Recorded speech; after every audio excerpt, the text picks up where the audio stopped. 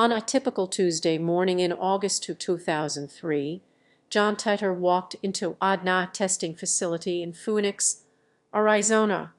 He handed over $10,000 for a test that would reveal his ancestry and uncover any potential health risks.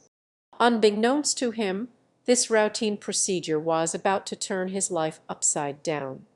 The man who had been working under the name John Titor for decades, who had built a career, a family, and a home in Arizona, was not who he claimed to be. As the results began to emerge from the laboratory, a sense of unease crept over the staff at the DNA testing facility. They were faced with an extraordinary scenario. The man in front of them, John Titor, did not exist. Or rather, his genetic profile didn't match anyone on record. The test revealed that he was someone else entirely. A flurry of phone calls and emails ensued as researchers struggled to make sense of the data. What they discovered shook them to their core. John Titor's DNA matched that of a person who had been reported missing in 1955, more than 4 decades earlier. The implications were staggering. This man, living a life in Arizona, was not who he claimed to be. He was, in fact, a stranger, a doppelganger with a completely different identity. The revelation sent shockwaves through the DNA testing community, raising questions about the reliability of genetic profiling and the possibility of identity switching. For John Titor, however, the news came as a crushing blow. His entire life had been built on a lie. His family, friends, career all constructed around an false identity. He was left with more questions than answers. Who was he really? And what did this discovery mean for his future?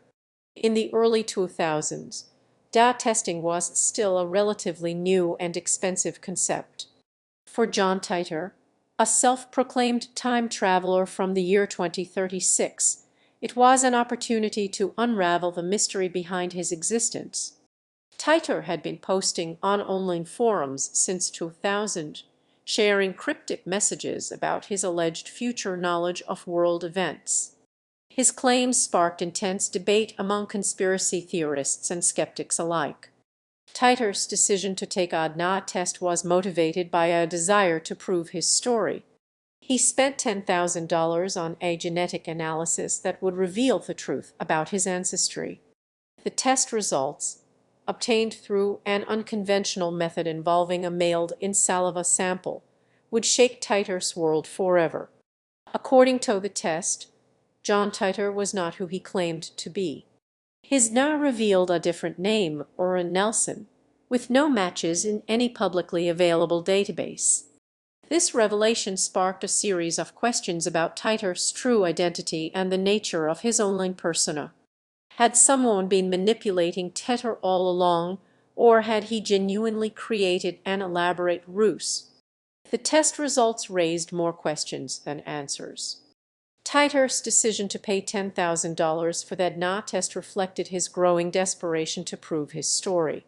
He became increasingly isolated from the online community that once supported him, and his theories were met with ridicule by mainstream critics. As Titor's world crumbled around him, one question remained: what happened next? John Titor's life was about to take a drastic turn. The DNA test results had confirmed what he couldn't accept. He wasn't who he thought he was. He wasn't even sure how to process the information, let alone understand its implications. The lab report revealed that his genetic profile didn't match anyone in the database.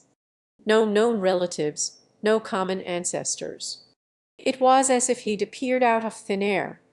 Titor began to feel like a ghost haunting the lives of others. He had no memory of his childhood, and his adult life seemed fabricated. The relationships he thought were genuine now felt staged. His job, his home, everything he owned was suddenly tainted by uncertainty.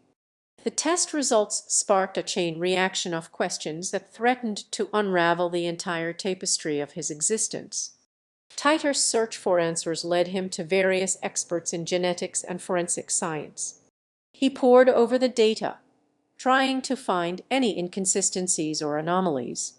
His investigation revealed some startling facts not just about himself, but also about the world he thought he knew. The more he dug, the more he discovered that his now profile matched a sample from a mysterious donor who'd anonymously submitted it several years prior.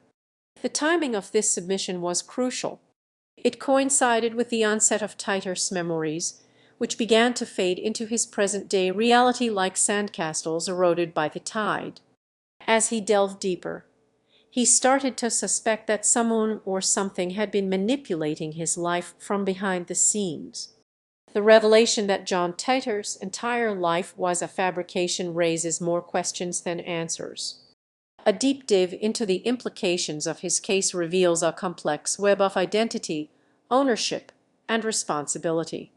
At $10,000, the DNA test was no trivial expense for 2003 standards, indicating that Titor had some means to afford it. The motivations behind this expensive revelation are still unclear. In many jurisdictions, the concept of presumed dead exists when a person is missing for an extended period without any contact.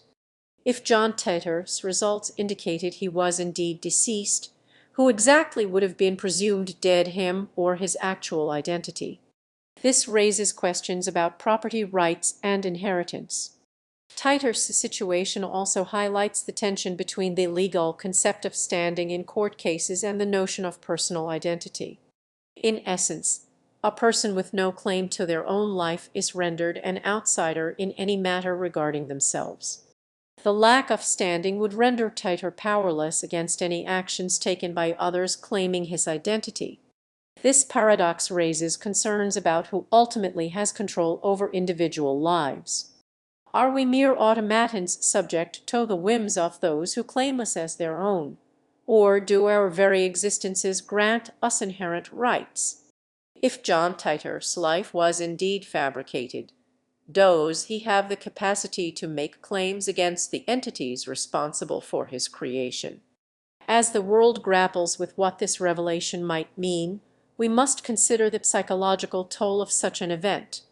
Can a person truly find closure when faced with the realization that their entire existence has been a lie?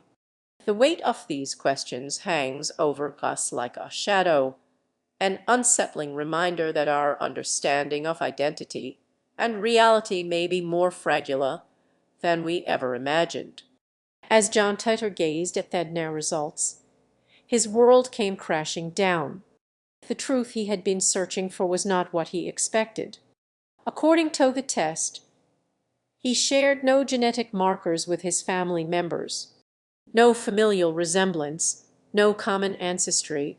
It was as if he had emerged from thin air.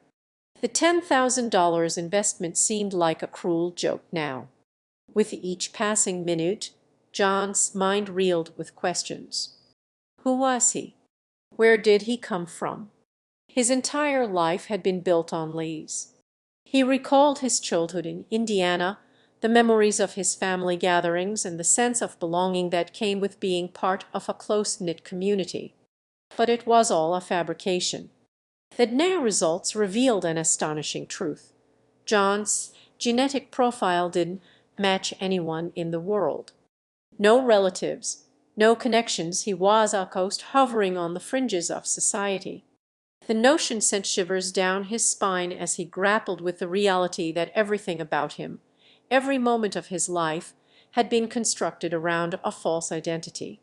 John's thoughts were consumed by the possibility that he might be an impostor, a manufactured person created for some unknown purpose. He could, to shake off the feeling of being trapped in a web of deceit, forced to live a lie.